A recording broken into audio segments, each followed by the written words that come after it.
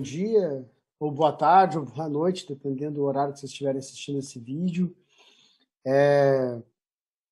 Meu nome é André Búrigo, eu trabalho numa escola de saúde pública que fica no Rio de Janeiro, na Fundação Oswaldo Cruz, e fui convidado pela coordenação do projeto Educação para a Transformação para poder estar participando de uma atividade junto com um grupo de agricultoras sobre saúde e agroecologia. Era para essa roda de conversa ter acontecido já faz um tempinho e dela ter sido presencial, o que eu gostaria muito, mas a gente está em tempos de pandemia, tempo que a gente precisa respeitar o isolamento social ao máximo, cada um de nós fazer o esforço, e não foi possível. Então, a gente vai conversar hoje por aqui, eu gravo um vídeo, vocês vêm, mandam perguntas, a gente vai ter um encontro virtual, e gostaria muito que vocês estivessem nesse encontro virtual para a gente poder conversar. Eu prefiro muito mais a troca do que a gente pegar e só mandar mensagem. E também peço desculpas porque tive problemas com a tecnologia, não conseguimos subir o vídeo ontem, estamos gravando esse novo aqui. Tá bom?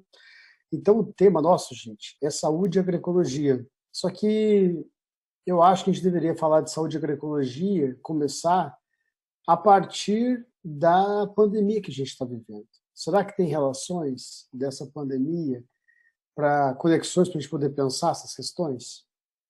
E aí eu fiquei pensando sobre isso e eu queria trazer algumas coisas para vocês. A primeira delas é que em 2004, na época, o diretor-geral da Organização Mundial da Saúde dizia que uma grande pandemia estava por vir, não se sabia quando, mas que quando ela chegasse não teria vacina, não teria medicamento, os sistemas de saúde não teriam preparados para ela. E ele falava aquilo não como uma adivinhação, mas ele falava aquilo baseado nas tendências e nas evidências científicas do que já estava acontecendo com o mundo. O debate de mudanças climáticas já estava acontecendo, a humanidade já tinha acelerado demais os processos produtivos, de tal forma que o debate sobre a sustentabilidade do planeta, de suportar tamanha pressão da humanidade, já estavam acontecendo. Desde a Eco 92, da Rio 92, esse debate já está sendo feito pelos diferentes países do mundo juntos, né? Então, ele fala disso. E 16 anos depois, a gente está passando por uma grande epidemia, justamente que não tem vacina, não tem medicamento, se transmite de forma muito veloz, que nós não temos muitas respostas para elas. Só que essa pandemia ela acontece. Por que o diretor da Organização Mundial da Saúde falava disso? Ele estava falando disso também por conta de, entre as grandes mudanças que a humanidade vinha provocando na natureza, ela guardava relação com o modelo de agricultura e com o modelo de produção de animal, a produção industrial de animais, ou a pecuária intensiva, como a gente quiser chamar, e a pressão disso no planeta, causando desmatamento, intensificando de forma muito veloz a produção animal, o que estava relacionado a gerações de epidemias e algumas pandemias, como a gripe aviária, a gripe suína, como outras epidemias que também circularam em vários continentes, mas que não chegaram a atingir a humanidade com tanta força como agora ela está sendo atingida. E essa pandemia atual, a da Covid, ela acontece no contexto de que outras 3 pandemias já estão acontecendo, são reconhecidas pelas autoridades científicas internacionais, mas muito pouco reconhecidas e divulgadas na mídia ou reconhecidas pelos diferentes governos, no caso o governo brasileiro, né, o governo federal brasileiro. Que pandemias são essas que já estão acontecendo e que têm relação entre elas? Ao mesmo tempo, a forma como a humanidade está se relacionando, produzindo e direcionando os sistemas alimentares mais dominantes do planeta, elas têm gerado, por um lado, o aumento da fome. Ela não tem sido capaz de diminuir a fome no mundo, pelo contrário, a fome tem aumentado nos últimos anos no mundo, proporcionalmente. A gente está já em torno de 1 bilhão de pessoas, um pouquinho menos, de pessoas consideradas famintas no planeta. Esse número era o mais baixo. Anos atrás ele está crescendo. E agora, com toda a crise da pandemia, a estimativa é que aumente muito o número de famintos no mundo. E, por um outro lado, e parece até um paradoxo, um outro número muito grande da população mundial está cada vez mais em situação de sobrepeso e obesidade, o que tem a ver também com os padrões de direcionamento do sistema alimentar dominante. Então, por um lado, a gente tem quase 1 bilhão de pessoas consideradas famintas, e do outro lado, a gente tem mais de 2 bilhões da população mundial em situação de sobrepeso e obesidade. E sobrepeso e obesidade, a fome, no caso de crianças, tem impactos para a vida toda, além de ser um flagelo social, né, de ser talvez um dos tipos de sofrimento mais perversos no sentido de que ele representa a desigualdade, né? A gente tem alimento para a humanidade disponível, o problema é em quantidade, o problema é a distribuição e as desigualdades sociais nossas é que produzem as dificuldades e as barreiras para o acesso a esse alimento. Quanto mais desigual uma sociedade, boa parte dessa sociedade vai passar fome, né? Então, sentir fome na infância produz um conjunto de impactos para o resto da vida dessas pessoas. Como sentir fome na fase adulta e outras fases também é muito grave, né? E a obesidade e sobrepeso também está relacionado a um conjunto de impactos na saúde. Hipertensão, diabetes, o sistema imunológico que não tem tanta proteção porque produz processos inflamatórios internos, um conjunto de doenças. Está relacionados a dietas muito calóricas, ricas muito em gordura e açúcar. E os sistemas alimentares dominantes, eles têm sido cada vez mais controlados por grandes empresas que controlam desde a produção, então empresas que dominam os mercados de sementes, de agrotóxicos, e também depois vão controlar a circulação e a produção de processados e ultraprocessados. E cada vez mais a alimentação é de ultraprocessados no mundo. Então, existem 2 epidemias que estão acontecendo no mundo todo, por isso são consideradas pandemias, que é uma pandemia de fome, do aumento da fome, e uma pandemia do aumento de obesidade, de sobrepeso, que, por sua vez, ambas são influenciadas pelo mesmo tipo de sistema alimentar dominante, controlado por poucas empresas no planeta. E tem uma terceira pandemia, uma epidemia mundial também, que está relacionada a essas, e que retroalimenta essas, que é uma pandemia, uma epidemia do mundo todo de mudanças climáticas, que está relacionada à emissão de gases que desregulam o sistema de temperatura do planeta, os gases de efeito estufa, que está relacionada à perda de biodiversidade acelerada. Saiu um relatório de especialistas internacionais no ano passado que mostra uma velocidade de perda de espécies, de extinção de espécies muito acelerada. E isso tudo vai contribuindo um com o outro. Então a gente está vendo no nosso país nos últimos anos, né, agora, o ano passado e esse ano, o desmatamento muito acelerado na Amazônia. Então isso vai ter uma relação com a falta de chuvas no sul, que nesse momento a gente está enfrentando, com a falta de chuva em outros lugares, mas também com o aumento de temperaturas muito intensas em outros. Então a temperatura do planeta, o ecossistema planeta Terra está se desregulando. E essa pandemia do Covid-19, ela atinge a humanidade no contexto que já está acontecendo essas 3 pandemias. Então isso torna muito mais grave e muito mais complexo a gente poder pensar sobre isso.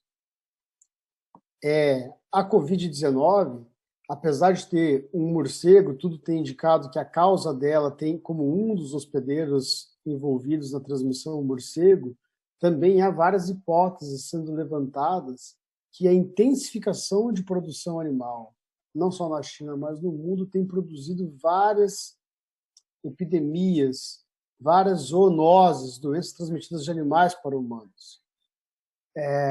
A produção intensiva de animais tem contribuído de forma muito significante para a resistência a antibióticos. Então a humanidade está perdendo a capacidade dos sistemas públicos de saúde de terem antibióticos que sejam capazes de controlar infecções. por conta da forma como a agricultura industrial tem utilizado de antibióticos e a forma como ela tem intensificado a produção animal. Então, o sistema alimentar dominante ele tem produzido fome, ele tem, por outro lado, produzido uma sociedade, uma parcela importante com obesidade, ele tem produzido mudanças climáticas e ele tem o potencial de produzir epidemias e pandemias muito fortes pelo tamanho do desequilíbrio que ele tem provocado. Então, a primeira reflexão que eu queria trazer para vocês sobre essa questão do Covid, que tem nos colocado a ficar mais em casa, e a gente deve refletir, cada um de nós, sobre o que a humanidade está fazendo com o planeta, o que cada um de nós está fazendo, porque a gente não pode sair dessa situação quando tiver uma vacina, ou até quando tiverem medidas de isolamento mais que permitam algum tipo de retorno das atividades. É possível que a gente fique durante um longo período vivendo esse processo de adaptação e convivência com essa doença, até a gente ter uma vacina para a gente poder voltar às atividades, e eu não acredito que a gente possa pensar em voltar às atividades normal, porque a gente precisa refletir sobre como que doenças como essa têm surgido cada vez mais, e como que a gente tem outras pandemias, e como que a gente atua para poder reverter isso, enquanto uma espécie que está pressionando demais o planeta, o ecossistema onde vive. Isso é absolutamente insustentável e vai produzir outras pandemias se a gente não mudar a nossa atuação sobre isso. A segunda coisa que eu queria dizer sobre a Covid é que ela não é uma gripezinha, ela é uma doença de transmissão muito mais fácil do que uma gripe comum. Ela é uma doença que ainda a gente tem muitas perguntas sobre ela, mas ela já tem vários estudos mostrando a relação delas de atingir com casos graves tanto pessoas jovens quanto pessoas adultas, pessoas que ela está relacionada ao conjunto de outros agravos e pessoas que podem morrer por Covid que possam estar relacionadas a doenças cardíacas, não só a doenças respiratórias, como doenças pré-existentes e que seriam grupos de risco mais alto. Então a gente está descobrindo várias coisas dessa doença que mostram realmente que ela é uma doença muito grave. Os números do nosso país são muito subnotificados, muito. Tem estudos dizendo que para cada caso registrado tem 10 ou 15 casos a mais acontecendo. Os casos de morte também. Então, a segunda coisa que eu queria dizer é fiquem em casa, contribuam o máximo com o isolamento social. Aqui em Santa Catarina, a gente não está vivendo um momento tão grave de crise ainda, mas está crescendo muito no Brasil isso, né? Manaus, Recife, Fortaleza, Rio de Janeiro, São Paulo, um conjunto de regiões de grandes cidades estão sendo atingidas e a doença está avançando pelo território brasileiro cada vez mais por todo o território. Aqui em Santa Catarina não é diferente. A gente ainda tem aqui leitos de UTI, não estamos com os leitos de UTI pressionados, esgotando. A Santa Catarina tem uma situação nesse momento, comparado com os outros estados, tranquila, porém isso pode mudar muito rapidamente, porque o nível de subnotificação é muito alto. Então, tentar ficar em casa e contribuir com o isolamento é muito importante para o cuidado de cada um de vocês, mas para toda a sociedade.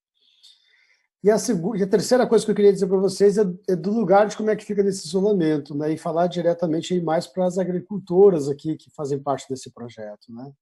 Eu estou dentro de um apartamento eu quase não tenho saído nos últimos 50 dias de casa, e eu fico muito pensando, quando eu ia dialogar com vocês, que vocês estão dentro de uma roça, com a possibilidade de caminhar no meio da natureza, de ouvir o canto dos pássaros e ver os outros animais, de estar conseguindo cultivar a lavoura de vocês e produzir um alimento saudável, o que é absolutamente importante nesse momento, a gente cuidar do nosso sistema de defesa, buscar dormir bem, se alimentar bem, tomar bastante água, fazer um exercício físico. A gente pode fazer exercícios físicos em casa, né? Fazer um bom alongamento, tem vídeos aí na internet de aulas de yoga e outras aulas.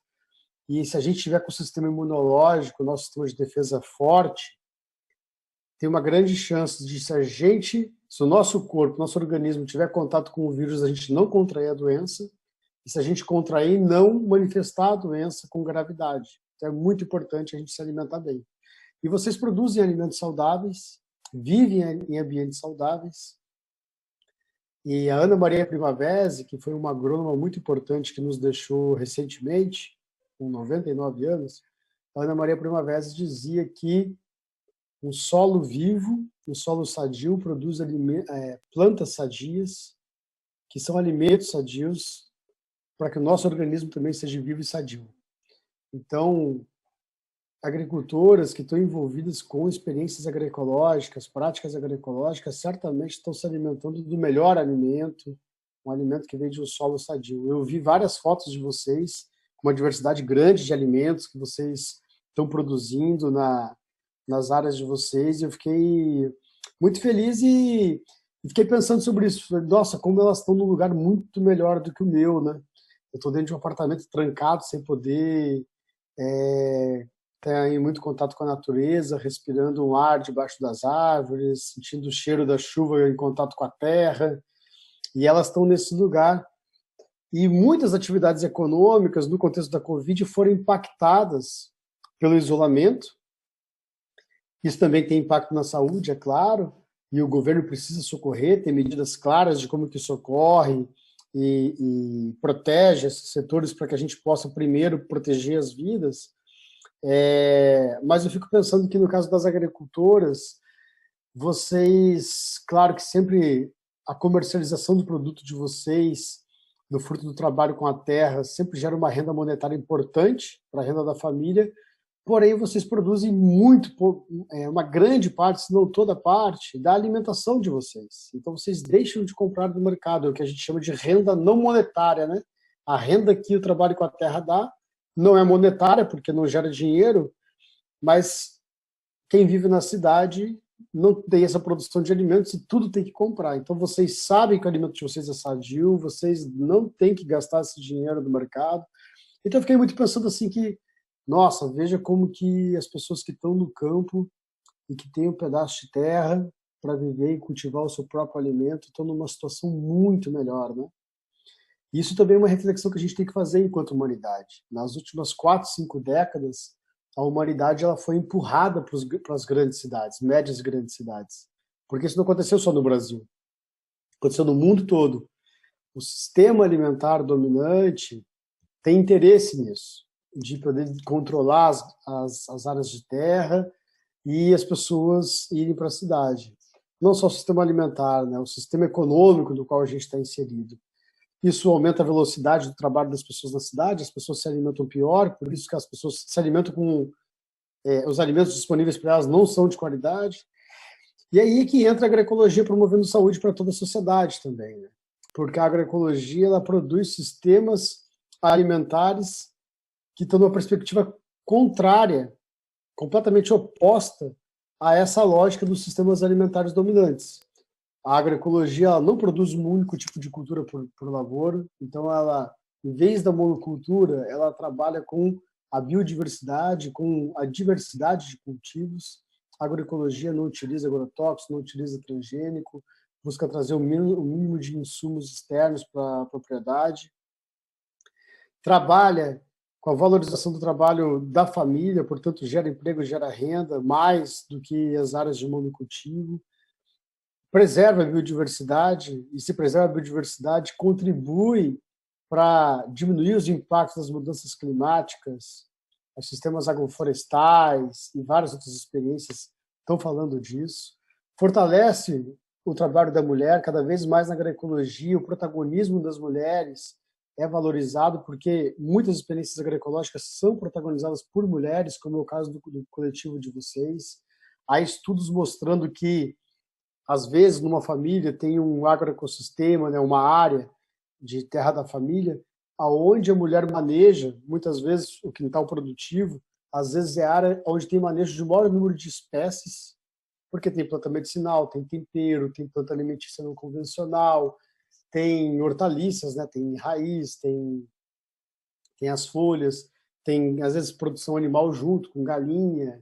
Então, assim, os quintais produtivos são muito biodiversos. Então, as mulheres têm desenvolvido um trabalho fundamental de cuidado com a terra, de cuidado com a biodiversidade, que traz uma dimensão para a saúde, de promoção da saúde ampliada, de pensar que no alimento saudável que sai da horta de vocês e que chega até o consumidor, está promovendo saúde para aquele consumidor que está se alimentando de um alimento de qualidade, que está fortalecendo o sistema imunológico dele, mas o conjunto da produção e o conjunto do cuidado com a terra está promovendo saúde para o ambiente, está dialogando com a natureza, está gerando impacto positivo para as mudanças climáticas, está gerando benefício para toda a coletividade. E essas experiências precisam ser valorizadas e reconhecidas. E aí eu queria dizer para vocês, já partindo aqui para o final da minha fala, desse primeiro diálogo nosso, que nos últimos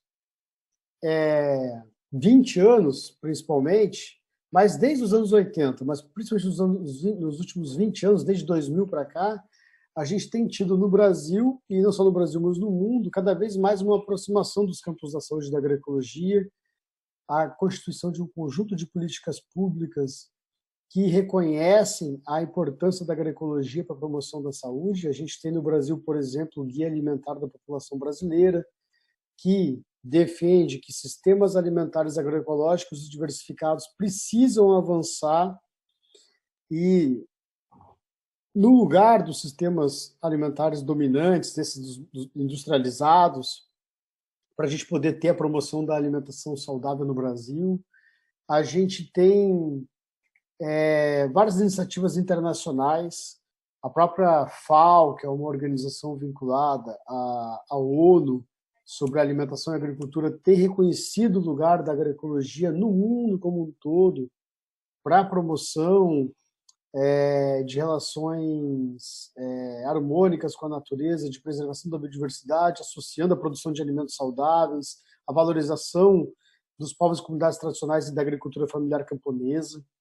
Há um conjunto de estudos mostrando que aonde existe agricultura familiar ou camponesa e povos e comunidades tradicionais é justamente nesses territórios que está a maior concentração de biodiversidade hoje no planeta. Então, as áreas de proteção, junto com as áreas onde vivem os povos e comunidades tradicionais e agricultura familiar camponesa, é onde está a biodiversidade. A gente precisa cuidar desse processo.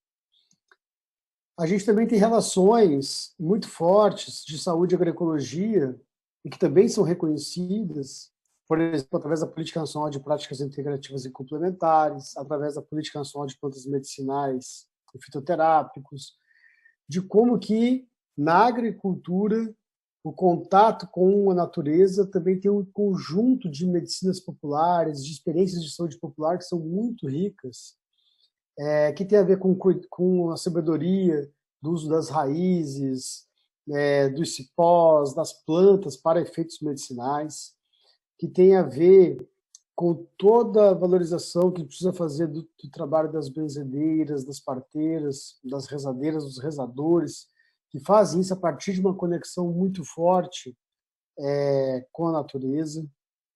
A gente também tem na agroecologia a incorporação de um conjunto de tecnologias sociais que contribuem para a promoção da saúde. Então, a gente vê no Brasil que ainda a gente está em 2020 e uma parcela muito grande da população brasileira não tem acesso ainda ao saneamento básico.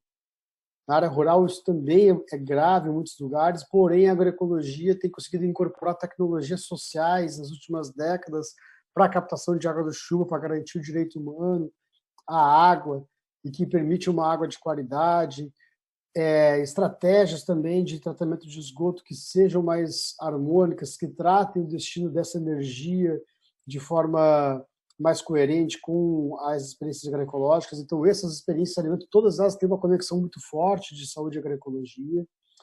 A gente tem um conjunto grande da sociedade trabalhando para construir essas redes, esses encontros desses grupos, como o grupo de agricultores desse projeto da qual a Univale coordena, com vários outros grupos de mulheres, com vários outros grupos de agricultores e agricultoras que formam uma grande rede nacional de agroecologia, que é a Articulação Nacional de Agroecologia, que se organiza em várias redes em diferentes escalas territoriais, né? Em Santa Catarina, em cada um dos estados, em cada uma das regiões. Então, esse movimento, que é um movimento da agroecologia, o movimento agroecológico, ele tem crescido muito no Brasil e é muito importante.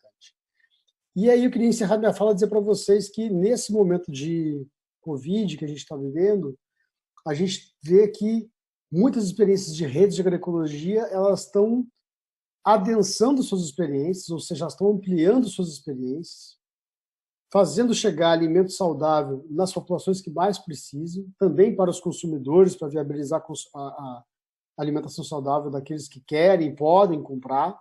Isso é muito importante, isso está acontecendo. Então, várias alternativas estão sendo criadas às feiras, quando as feiras estão sendo fechadas, como as cestas agroecológicas, entregando nas casas das pessoas, várias iniciativas.